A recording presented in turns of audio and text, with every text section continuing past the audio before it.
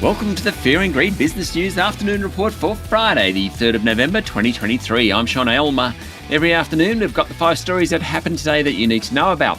Story number 1, the S&P ASX 200 rose another 1% today to finish at 6,978 points. The bourse finished up more than 2% for the week.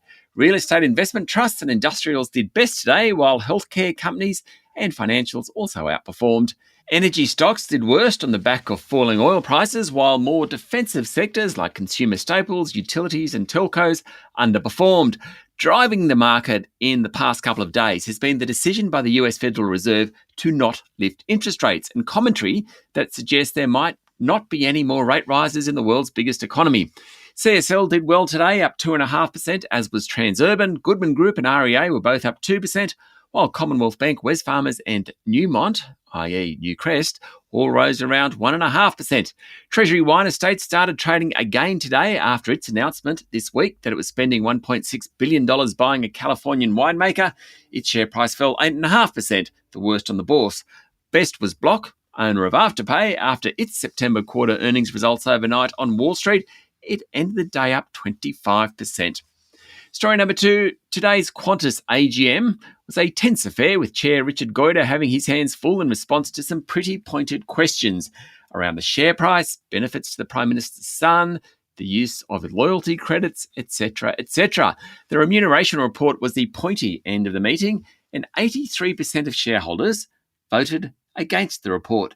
That's the report that includes CEO Alan Joyce leaving with $21.4 million. Goyder called it a very clear message from shareholders. Somewhat of an understatement. Remuneration Committee Chair Jacqueline Hay told the general meeting that clawback provisions in Mr Joyce's contract could still see him lose $14.4 million worth of entitlements. No message on whether that's actually going to happen, though. Earlier, all directors, including admin Todd Sampson, were re-elected to the board. The board, including new Chief Executive Vanessa Hudson, were broadly apologetic for what's happened at the national carrier.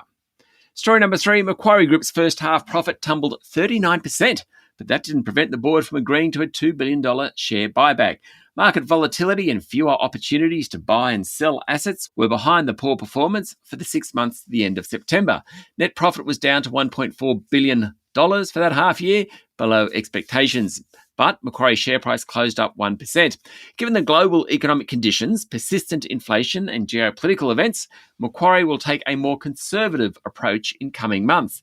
There were falls in earnings in the asset management business, the investment bank, in its commodities and global markets business.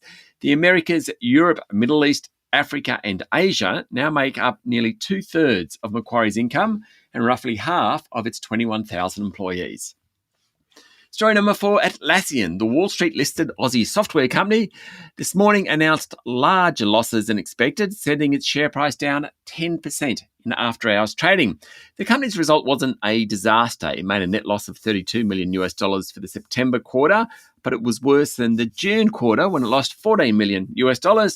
Revenue was higher, but investors just aren't that enamored with loss-making tech stocks at the moment. Atlassian has over 40,000 customers who spend more than $10,000 in annualized recurring revenue terms, the company told investors, a number which has grown from 25,000 2 years ago. And finally, story number 5, FTX founder Sam Bankman-Fried's spectacular rise and fall in the cryptocurrency industry, a journey that included his testimony before Congress, a Super Bowl advertisement, and dreams of a future run for president, hit a new bottom overnight when a New York jury convicted him of fraud in a scheme that cheated customers and investors of at least $10 billion. After the month-long trial, jurors rejected Bankman-Fried's claim during 4 days on the witness stand that he never committed fraud or meant to cheat customers before FTX, once the world's second largest crypto exchange, collapsed into bankruptcy a year ago.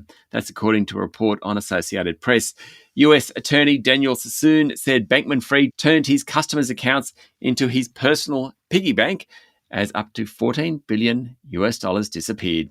That's it for the afternoon report for Friday, the 3rd of November, 2023. Don't forget to hit follow on the podcast and find Fear and Greed on LinkedIn, Instagram, X and Facebook. Join Adam Lang and I tomorrow morning for the Fast 5 by Fear and Greed, the top 5 business stories you need to know in just 5 minutes. I'm Sean Aylmer.